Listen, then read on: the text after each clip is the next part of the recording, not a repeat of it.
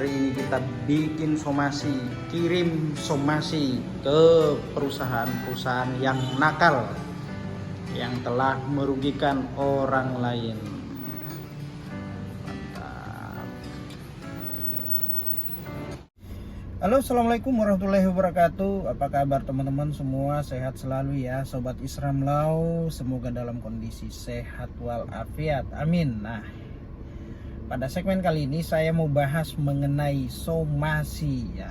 Tapi sebelumnya saya mohon maaf, ini saya sedang berada di atas kendaraan, sedang menunggu seseorang, tapi nggak apa-apa. Untuk memanfaatkan waktu ya, kita buat video edukasi ya. Nah, pada kesempatan ini mau bahas mengenai somasi teman-teman ya. Somasi. Nah, apa sih somasi itu? Tujuannya untuk apa? Nah, mungkin kita sering mendengar ya dalam istilah hukum atau orang-orang hukum, atau orang mungkin pernah mendapatkan somasi. Wow, somasi apa sih somasi itu ya? Tentunya akan bertanya-tanya. Nah, baik teman-teman, somasi itu adalah teguran ya, teguran atau peringatan terhadap orang lain atau seseorang atau lebih yang telah diduga melakukan perbuatan hukum atau tindakan hukum yang diduga merugikan orang lain. Nah, itu ya. Nah, lalu kemudian kita tegur, kita peringatkan.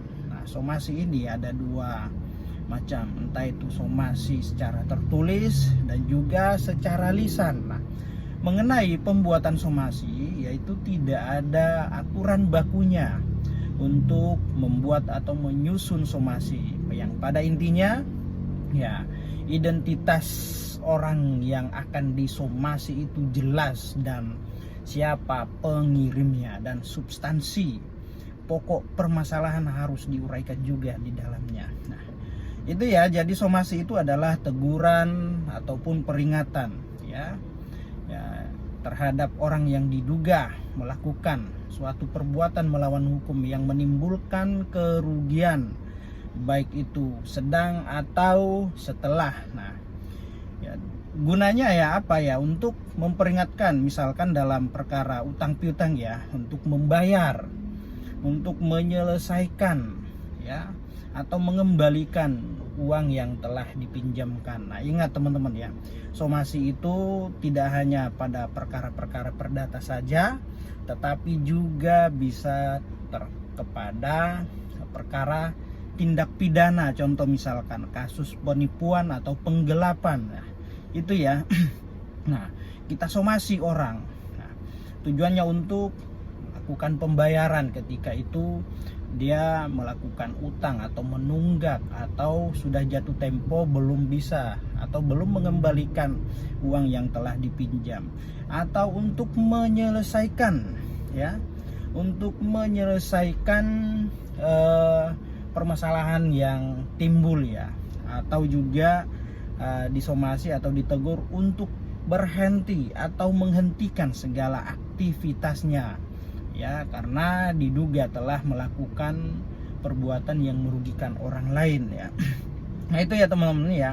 Jadi somasi itu dilakukan untuk memperingatkan agar seseorang atau orang lain membayar ya utang piutang, atau mengembalikan uang yang ada dalam kekuasaannya, menyelesaikan, atau agar berhenti atau menghentikan melakukan perbuatan dan tindakannya. Nah, jika tidak menghiraukan teguran atau peringatan yang telah diberikan, baik secara tertulis maupun tulisan ya, tidak direspon ya somasinya ya, maka dapat dilakukan langkah-langkah atau upaya hukum. Maka dalam somasi itu harus atau penting diberikan tenggang waktu. Misalkan somasi itu ya diberikan diperingatkan selama 3 hari ke depan, atau 1 kali atau 3 kali 24 jam. Apabila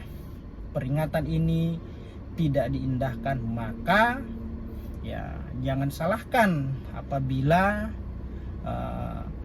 yang bersangkutan dilaporkan misalkan atau digugat secara perdata. Nah itu ya teman-teman ya, mengenai dasar hukum itu ya, somasi ini diatur di dalam pasal 1238 KUH Perdata teman-teman ya.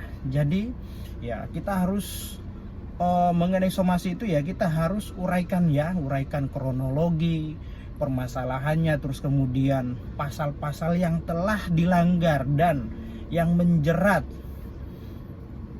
terhadap orang yang diduga melakukan perbuatan atau tindakan hukum ya.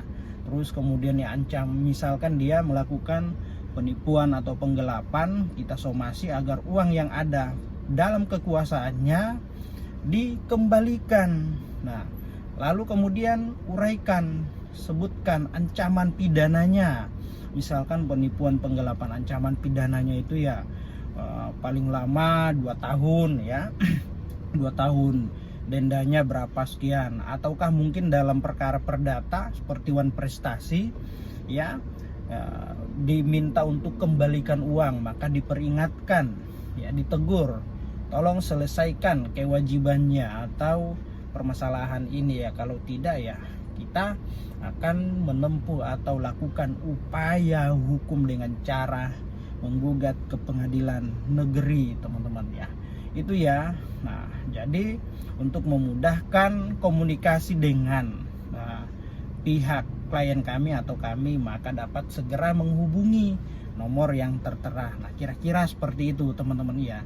Jadi itu ya, somasi itu ya teguran, peringatan terhadap seseorang atau orang lain yang sedang atau telah melakukan suatu perbuatan yang diduga menimbulkan kerugian ya, agar segera apa, tujuannya apa ya, untuk segera melakukan pembayaran atau mengembalikan uang yang ada padanya, atau menyelesaikan atau segera berhenti atau menghentikan segala tindakan atau perbuatan hukumnya. Nah itu ya teman-teman ya, kira-kira mengenai somasi ya. Jadi ingat, somasi itu enggak hanya dalam perkara perdata saja kita yang mengirimkan somasi, tetapi juga pada perkara-perkara tindak pidana seperti kasus penipuan dan penggelapan. Kita sudah merasa ditipu, terus kemudian mengeluarkan uang, ternyata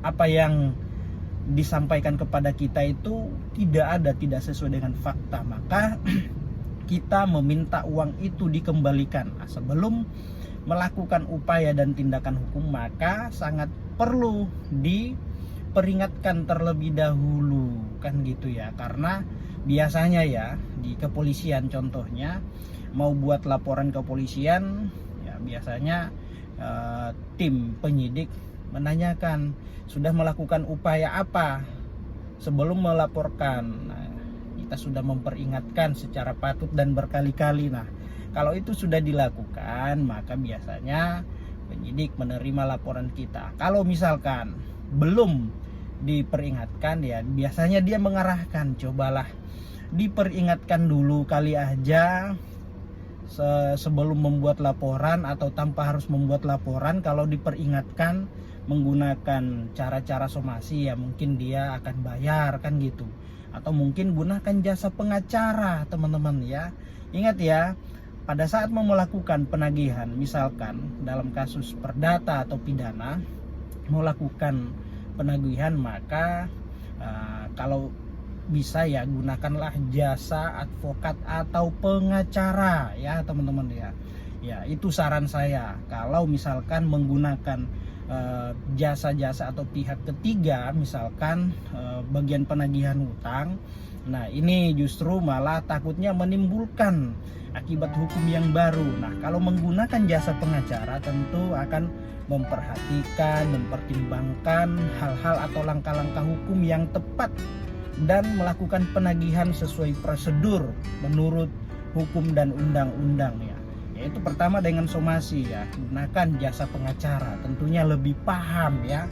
Oke teman-teman ya, mungkin itu saja yang dapat saya sampaikan. Semoga informasi terus kemudian video ini bermanfaat untuk kita semua ya. Apabila dirasa video ini bermanfaat, maka silakan like, share, dan ada yang mau dikomentari silahkan isi pada kolom komentar. Oke, demikian teman-teman. Assalamualaikum warahmatullahi wabarakatuh.